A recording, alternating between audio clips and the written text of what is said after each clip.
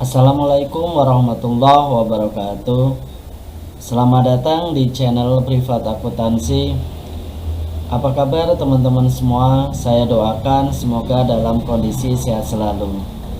Nah, dalam video kali ini kita akan belajar bareng cara menghitung pajak penghasilan pasal 21 atau sering disebut dengan PPh pasal 21.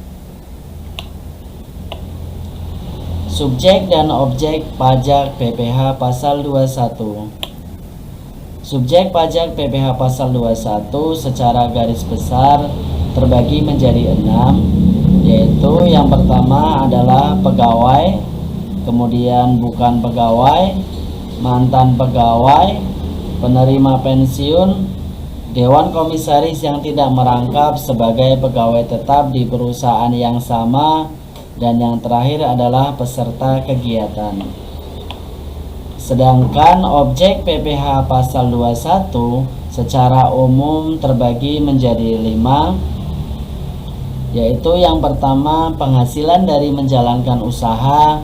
Usaha ini bisa usaha online, kemudian usaha toko peralatan.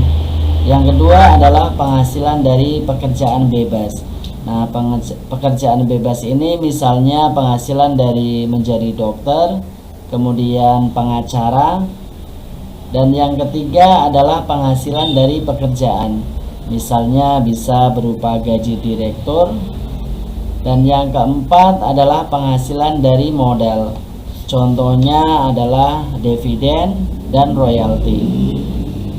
Kemudian yang terakhir adalah penghasilan lainnya.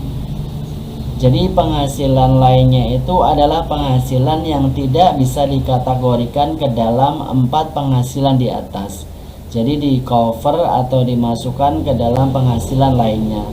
Contohnya adalah berupa warisan, hibah, dan lainnya.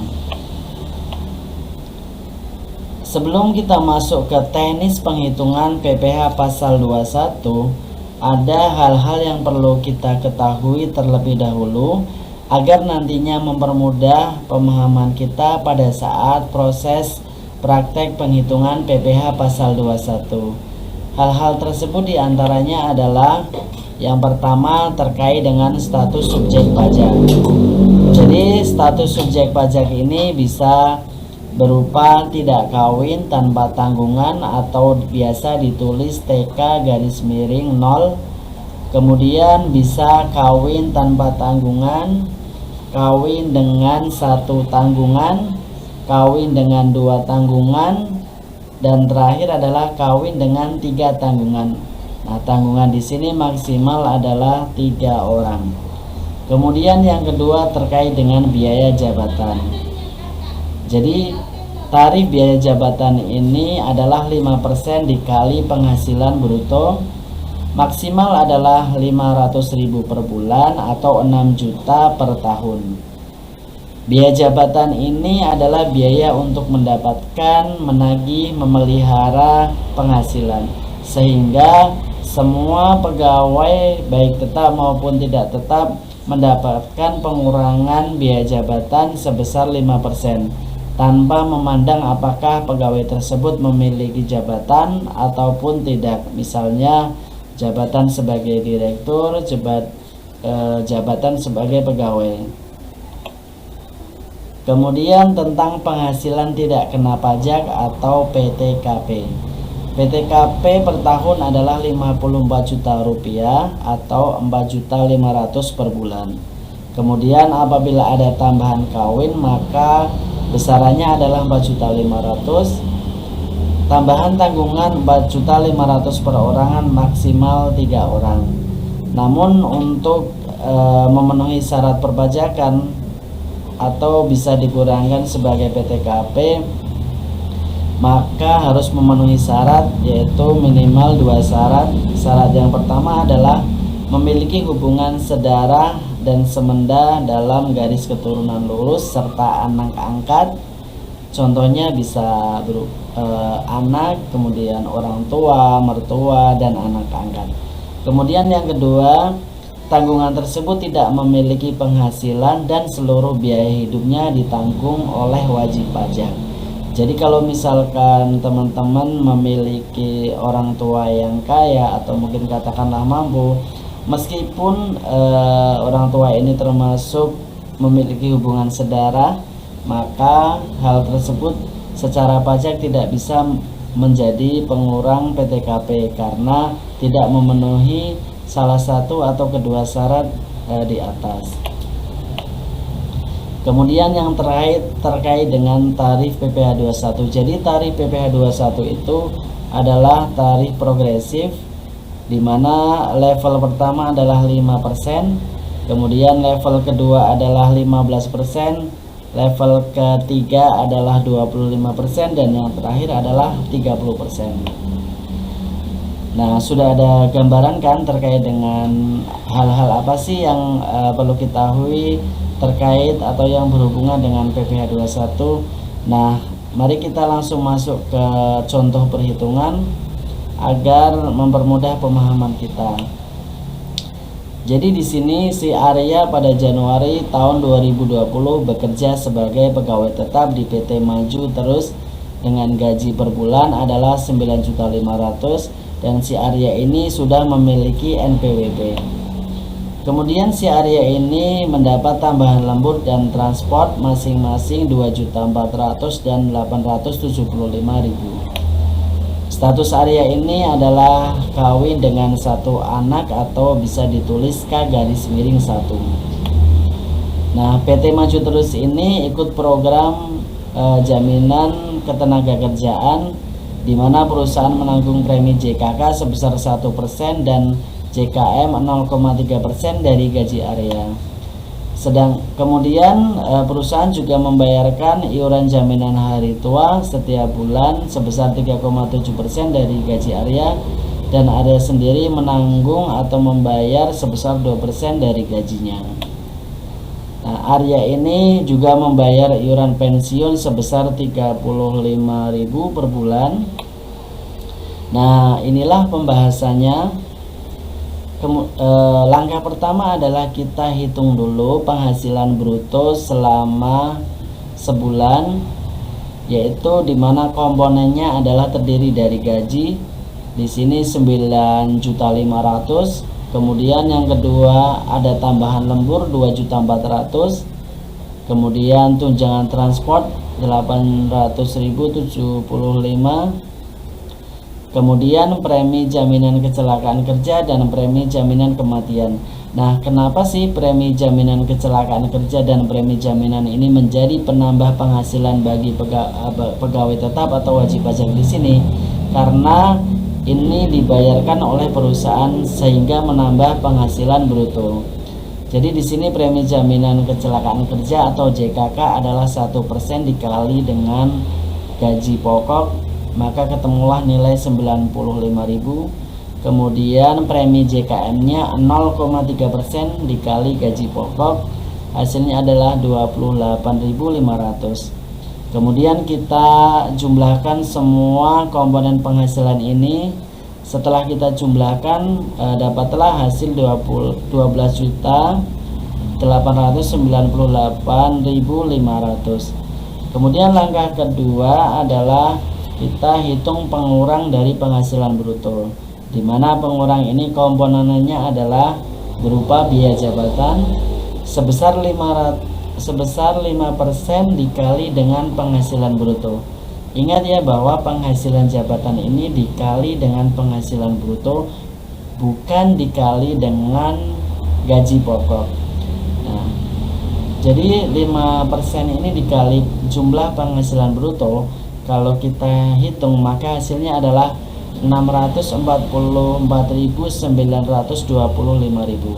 Tapi seperti yang telah kita bahas bahwa jumlah biaya jabatan itu maksimal 500.000 per bulan, maka yang kita masukkan adalah sebesar 500.000 ini.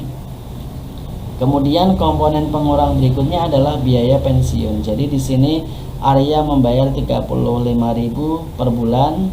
Kemudian yang terakhir adalah iuran jaminan hari tua. Nah, iuran jaminan hari tua ini kenapa mengurangi atau sebagai pengurang penghasilan bruto? Karena iuran jaminan hari tua ini dibayar oleh si Arya, maka ini menjadi komponen pengurang dari penghasilan bruto. Kemudian iuran jaminan hari tua ini 2% dikali dengan 9.500.000, bukan dikali dari penghasilan bruto ya. Jadi hasilnya adalah 190.000.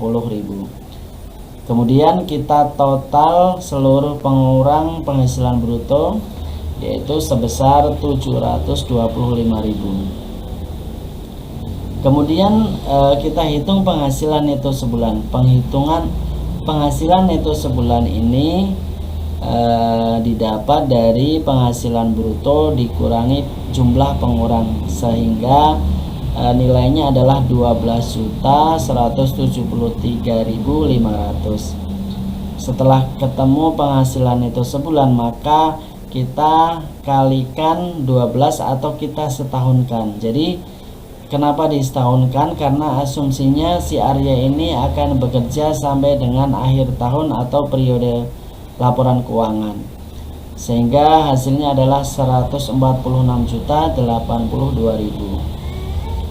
Kemudian langkah selanjutnya kita hitung jumlah penghasilan tidak kena pajak setahun atau PTKP, di mana di sini Arya statusnya adalah kawin dengan satu tanggungan. Maka besaran untuk wajib pajak sendiri sebesar 54 juta, kemudian tambahan karena menikah sebesar 4.500.000 dan tambahan seorang anak 4.500.000 juga.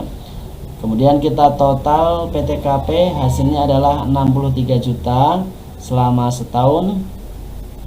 Kemudian penghasilan kena pajak setahun adalah jumlah penghasilan itu dikurangi PTKP, sehingga hasilnya adalah 83.082.000 rupiah. Langkah selanjutnya adalah dari penghasilan kena pajak ini kita kalikan dengan tarif pajak terutang selama 1 tahun.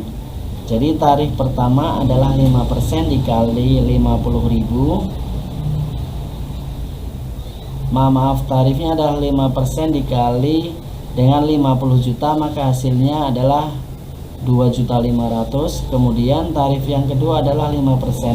Nah, hasil dari 33.082 ini didapat dari 83.082.000 dikali dengan 50 juta.